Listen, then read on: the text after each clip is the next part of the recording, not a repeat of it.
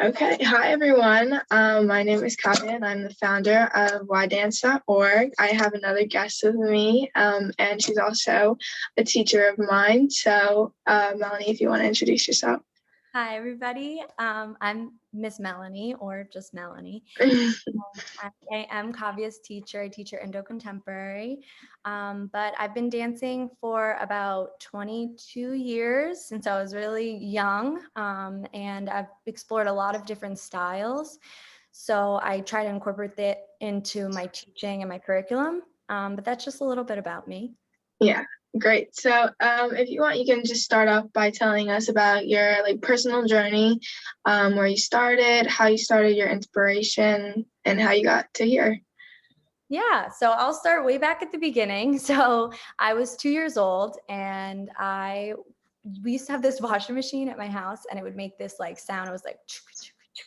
And my 2-year-old self was like grooving to it. So my mom immediately signed me up in dance classes because she knew I had a love for music at least and rhythm. And I started with ballet and I really enjoyed doing that when I was younger, just like continually building on my technique. But it wasn't until I was 7 years old that I started competitively dancing. And that's when I really started to dance like 15 to 20 hours a week. The main styles we focused on was ballet, tap, jazz, point, contemporary and lyrical, hip hop, musical theater, and modern dance, a little bit of modern dance as well. So I was at that school for about 15 years, training, doing heavy technique. I was a little bit more rigid, so we stayed within the lines of each technique. And I had always felt that there was more out there. There was different ways of dancing, but we weren't really exposed to that. So I stopped dancing there and I moved to a different studio about my junior year in high school. And that's where I really started to see exactly what I wanted, that you can take tap and you can do it the old classical way, or you can do a new twist on it, which is you see a lot now in mainstream media with old styles being taken and changed into a more contemporary kind of feel. So I started exploring with that. I was doing hip hop, contemporary, and tap. And I did that for my last 2 years. I was also on the high school dance team. So that was my formative training. But then I go into my collegiate training. So that is when I started dancing for Mason Gross School of the Arts at Rutgers University. And I was getting my bachelor's of arts in dance, originally my BFA in dance, but I switched to bachelor's of arts in dance because I wanted to get a little bit more business administrative side. So I started to do that as well with dance. But in Mason Gross School of the Arts, I basically trained in ballet, improv, a lot of modern dance because it's a modern dance school. I did Afrofusion, Pilates, yoga, and then we also did a lot of stuff with Laban analysis and like kinesiology, a lot about learning about the bones of your body and how to train safely. I also performed on the Rutgers performing dance team while I was there. So that was just something I did on the side in hip hop because I've always liked hip hop. I just never studied it in depth until a little bit later in my life. So basically that's my beginning training, and then my collegiate training. I also did, while I was at Rutgers, I got my yoga certification, which really helped me with figuring out how to safely stretch and move with the body. But also, while I was at Rutgers, I got the opportunity to teach. And that is when my love for dance blew up, because I just love teaching kids, as Kavya could probably tell. Very excited when I see them progressing in any way. So I was luckily still in school. So I was able to kind of take my training that I was getting in school and relay it directly into how to teach and creating my curriculums while I was still learning from my professors. So yeah, I've been teaching for about 5 years now, and I mainly teach Indo-Contemporary, which is a fusion of a lot of South Asian techniques, a little bit of their techniques, a lot of like Bollywood music, and then taking contemporary, which I learned contemporary and modern from school. And then we kind of fuse that together to create really, really interesting pieces. I also taught at a Western school, just straight contemporary and hip hop. But right now I'm just teaching the Indo-contemporary classes. So yeah, I'll stop because I can keep going forever. No, that's great. So after that, have you continued any education, or are you still like working on it? So with teaching, I continually do that. And I have actually performed with the school doing events at like cultural events, different weddings, engagements, stuff like that. So I can really learn a little bit more of the South Asian side. Because as you can see from my training, I had no idea about the whole world of like Bharatanatyam and Kathak and all these beautiful styles. I wasn't ever taught that. Right. So when I got here, and even in school, I studied Bharatanatyam, like the history of it. I wrote a couple papers on it because it's so interesting and so rich in culture that I wanted to know more. And I didn't want to ever disrespect the boundaries of combining Indo-contemporary with Right. Bharatanatyam, right? So I made sure I learned about all of that. But now with learning physical dance wise, I continually take classes, take about 2 to 3 classes a week, just to continue to learn from other teachers. It's so when you start to take more of a well-rounded classes, so I'm not just sticking with just contemporary. I force myself to do new styles because it makes you a more versatile dancer. And then you also pick up techniques from a certain area and you're like, oh, I like that. And I can incorporate that in my movement style. So yeah, I definitely continually take classes in New Jersey and New York, just so that I can continue to learn specifically for my students. Okay, so like you said that like before you weren't really introduced to like so many like different styles of dance. So how did you find Bernardium and like that you like loved it so much? Yeah, so I was just studying. It was about my sophomore year in college, and I was studying modern dance, knew a little bit. We had a Kathak teacher come in, and I got a little taste of it, but I didn't really fully know the extent of it. So when I got hired, I had an old dance teacher from one of the schools I went to in the last years of high school. And she was transitioning out because she was having a baby. And she's like, I have this opportunity to teach at this South Asian dance school. I think you'd be really good for it. Come try it out. So always take an opportunity when you get it. So Mm-hmm. I went, and all the dancers, they had definitely a different technique background than I was used to teaching, right? Normally they were all ballet contemporary, but all of these students were classically trained in Bharatanatyam, and then they took Indo-contemporary to kind of get a little bit of fusion in the repertoire. So that's when I started to see, and I would sit in on classes because I wanted to learn more about how the style, like the technique of the style, how they're moving, so I can make sure I complement that in my classes. So it wasn't until I started teaching that I like fully dived into that world, and now I like follow all these like different accounts. Mm-hmm. I also like looked into Bollywood as well, just to kind of see the difference. And then in school, I studied it. I just studied the history of it so that I can know a little bit more about how deep it is. And it's crazy how far back the traditions go, right? Mm-hmm. Great. So like you've been dancing for a really long time. So why have you kept going with it? Like what do you love so much about dance? Oh, so much. So I think right when it started, I always loved music. I Mm-hmm. love sounds of the bass. I love music in all, like since I was so little, having a little iPod Nano, putting all the music on it and CDs. And then from there, I think as I started to get older, when I was in my competition team, the environment was a little bit negative and it kind of messed with my self-confidence as a young dancer. That's why I try my hardest to encourage my students, because that was not a great feeling. So I think it started to be more about the community. So it evolved from music, then it went more into like the people I'm dancing with and the friends that I gained, those lifelong friends from dancing with them every day.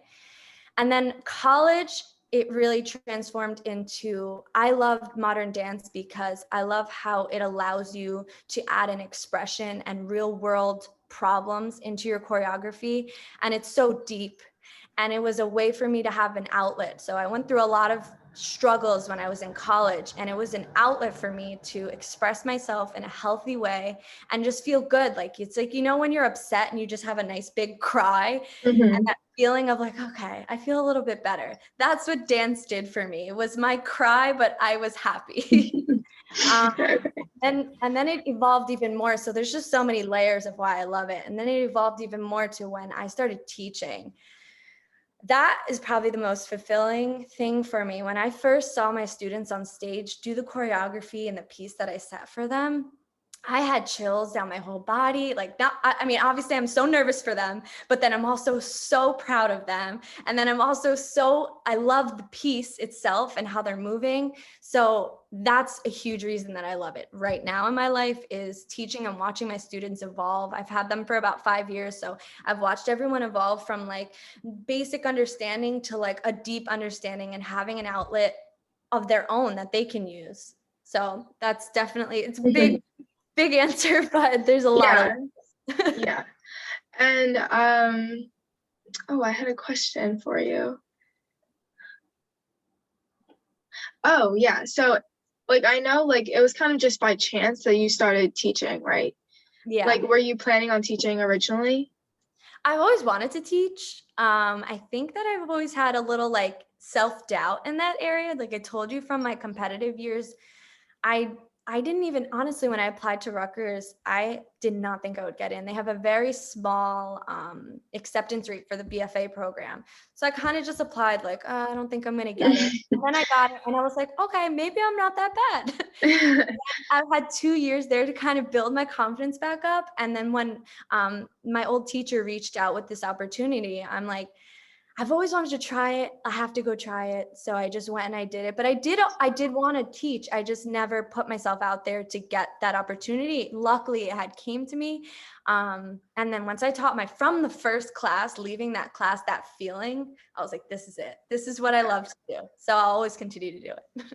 Yeah, so like had you not started teaching, do you know what you would have, like what path you would have taken?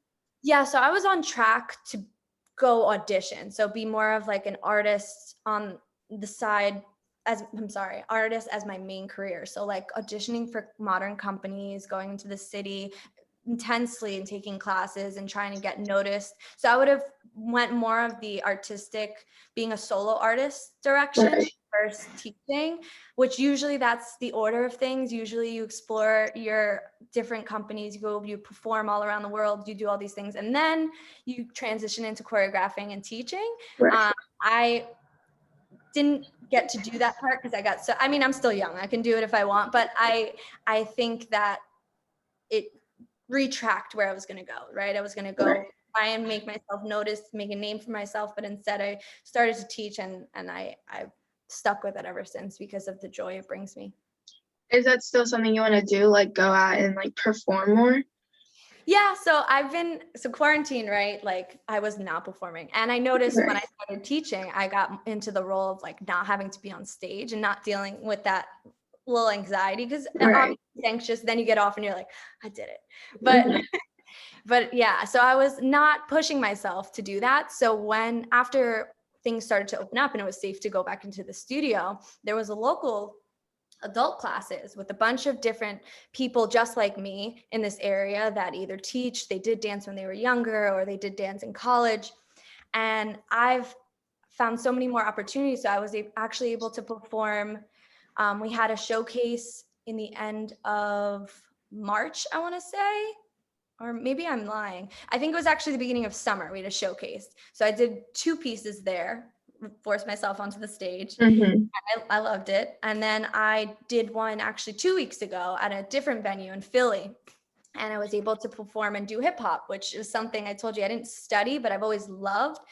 So I was able to put myself out there and get on stage again. And it was a nice feeling. I can't wait for you to get back on stage. Yeah, I know, me too. Miss it.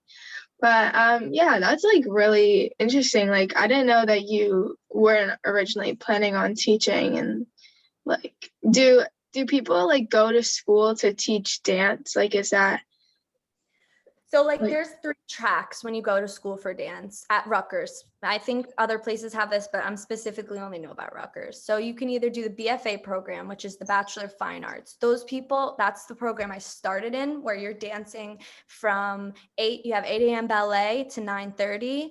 Then you go into technique for another 2 hours. You get a lunch break. Then you go to another dance class, improv, dance history, African dance. And then after that, usually we're in a piece. So the seniors choreograph and juniors, and they recruit you and you perform for their piece, which is like their final showcase thing. mhm. So you're basically dancing from 9 to anywhere from 9 to 11 p.m. at night, every Monday through Friday. I realized I wanted a little bit more of stability. So I wanted, because I could have went that full track, but I wanted to have a little bit more stability so I can create something of my own. So that's why I went to do the BA, which the BA track is a little less dance intensive. I happened to do the BFA, so I got a lot of my requirements done in my first year. But you do also you have to take ballet, improv, Laban, kinesiology, electives like Pilates and yoga or jazz. And it's just a little less intensive than the BFA track. So it allows you to do what I did. So you can have learn something, you can do another major, you have to go into the School of Arts and Sciences. So you do another major or minor, and then you do dance. And then they also have a minor track. And then the final one, which is the teaching track, is your EDM. So I didn't do that one because I was already teaching. And I felt like my experience would help me out a lot. But the EDM track, I had a bunch of friends that did that. That's so you can teach in like public schools and stuff like that. So Okay. that's the teaching track where you learn like curriculum, how to write a curriculum, and you do all those kind of things. It's a master's program. Mhm. Okay. Yeah, that's very interesting.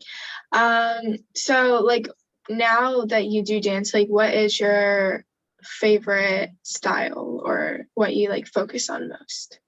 So my favorite style would definitely be contemporary.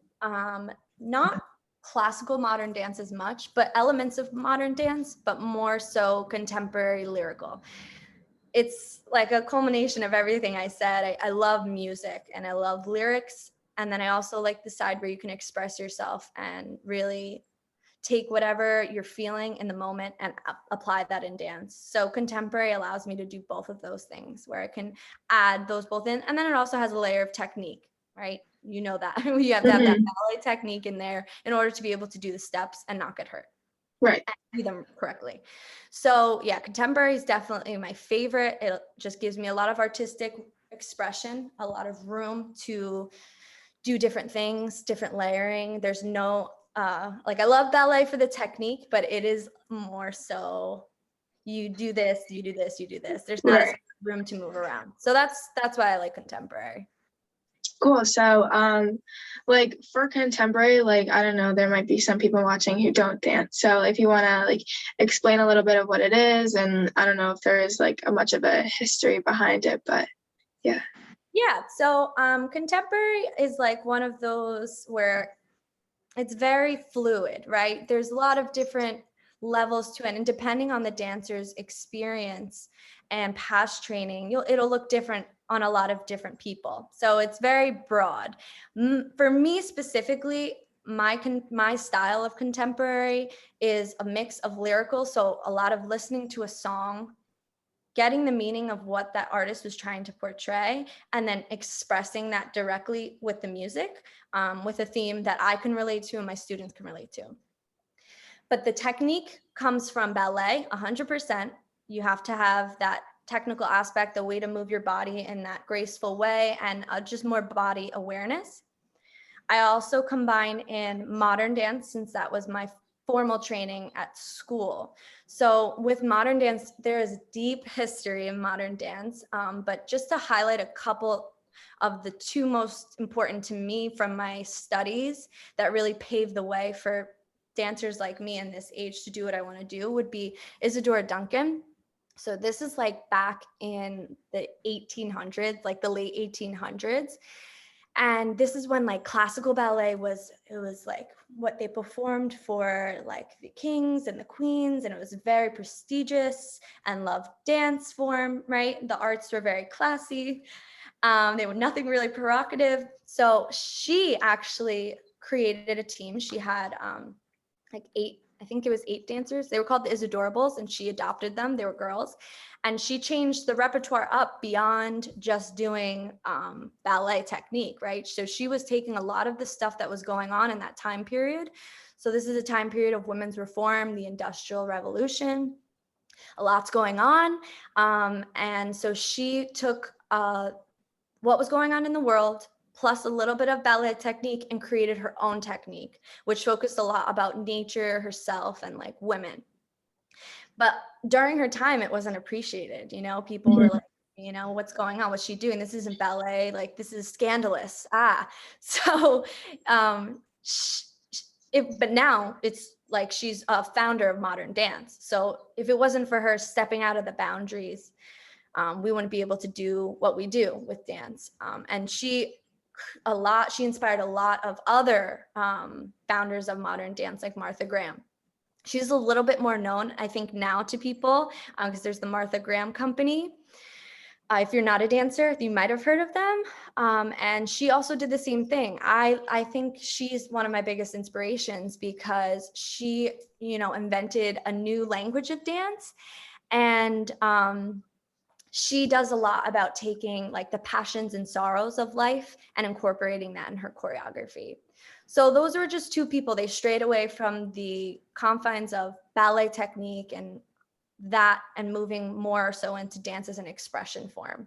So that's a lot where my contemporary definition comes from, is modern dance and ballet.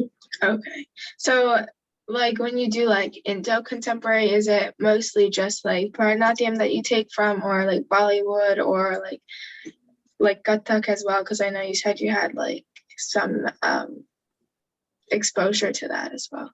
Yeah. So I would say it took me a while when I first started because I kind of made it my own. The previous teacher, she taught me like what to kind of incorporate, but then through my own studies, I kind of add now, I do mostly contemporary modern ballet. That's the choreography. But the influences, I add a couple different, like the mudras from Bharatanatyam. I love how that looks. I like how they explain things. And I love the expression. So that I tried to add in. I think they coordinate really well with the concept. So I tried to find overlaps, right? Like plie. So plie is when you're bending your legs and you're just sitting in a bend and then you come back out. And then they have armandi, which you're sitting in that same. So there's a lot of things. If you study both, you can see where they collide.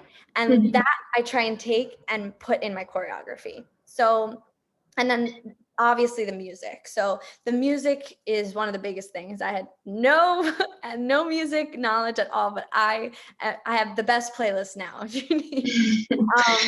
So I look into Bollywood music, and then what I do is I translate. So I find like usually I try to do graceful things. We have a couple that do a little bit more jazzy, but I really try and take the slower music, the more graceful music.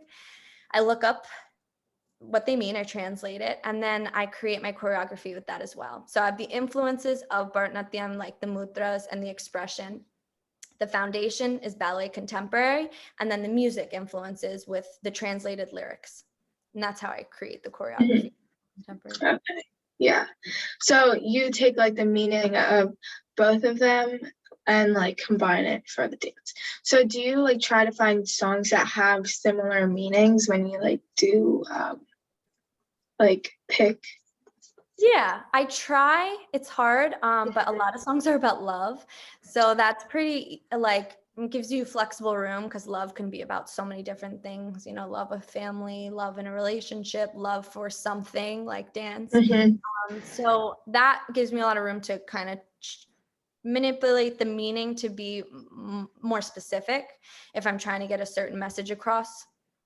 But yeah, for the most part, I try to look up songs that are gonna go with the dance. It's a little bit harder with trying to find, because sometimes I was doing fusing like American songs and Bollywood music.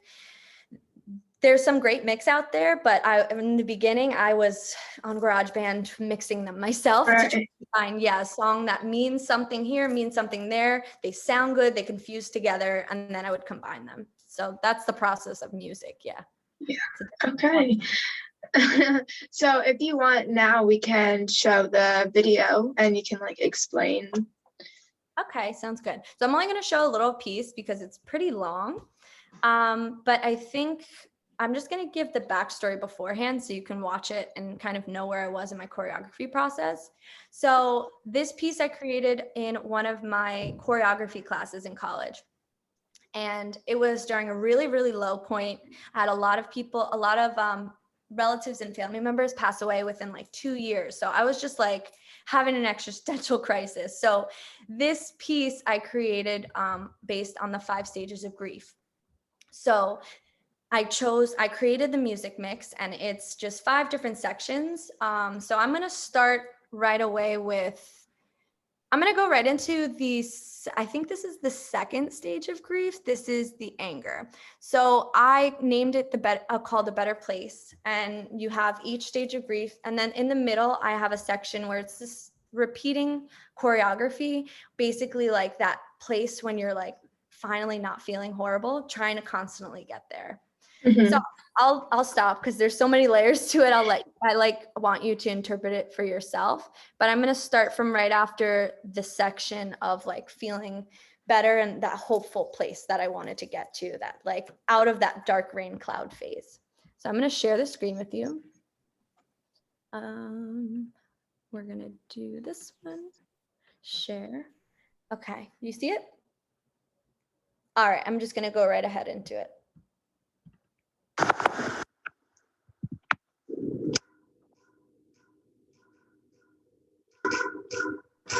If you want, you can share your sound because I'm not sure it's. Oh, you can hear it. Okay. Yeah.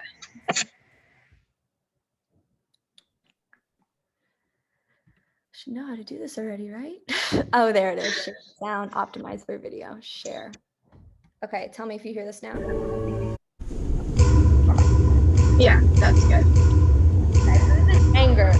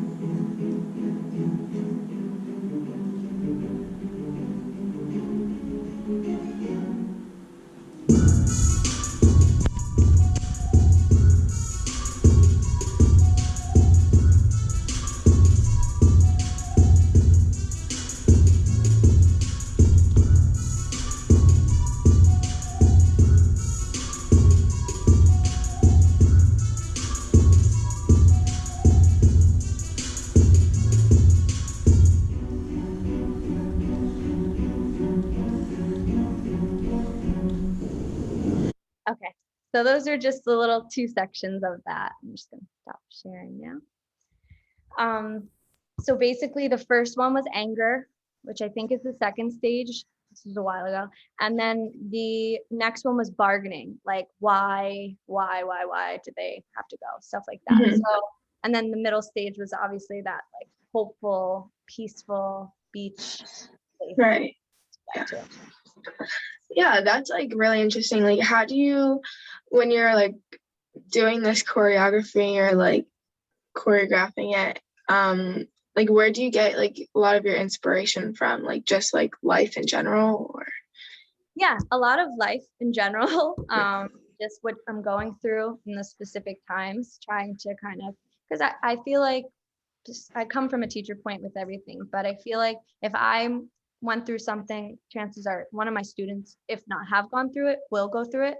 So it gives them a way to dance it out. Dance it out. Because after I finished that, like it felt like a big cry was over. Like obviously I still had to deal with it on the side. Dance isn't the end all be all to problems, but it's a healthy way to just let it out without like doing really unhealthy habits and things. So yeah, definitely from my life experience is a huge thing. And then just past classes in choreography. So when I take classes from different teachers and I'm like, oh, I like how that movement style is, I'll try and train a little bit more in that movement style so it reflects when I'm creating. Right. Yeah. So like when you're doing choreographies for like classes, have you ever like done something specific to what the kids in your class are doing or going through? Yeah, so COVID was the perfect example for that. So I think you did this as well. The train wreck choreography. Yeah. Yeah. So I had you guys write down 3 feelings that you were feeling while you were in lockdown. And I compiled all those answers. Zoom has that poll feature. So I was able to see what everyone was feeling mostly. So from those responses, I created a piece. It was a slower piece and it was actually originally created sitting down the whole thing. And then I asked depending on like each level had something different that they were feeling. The younger kids are a little bit more optimistic. The older kids are a little bit more feeling kind of what I was. So I just chose those 3 words, whether it was like feeling like doubtful, feeling alone, and just feeling just straight sad. And then I made them do that because you can do a movement and you can do it like this. You can do it like, oh, I'm happy. Or you can do it like, I'm hurting. So I made them take that word. And then from there, they did the choreography to reflect that specific word. And I knew that it was a lot what they were feeling because they told me it. So that was that was nice. And I can feel, even though it was on Zoom, I felt the release of a lot of the students that were tapping into the emotions through the screen. Yeah, I remember that dance.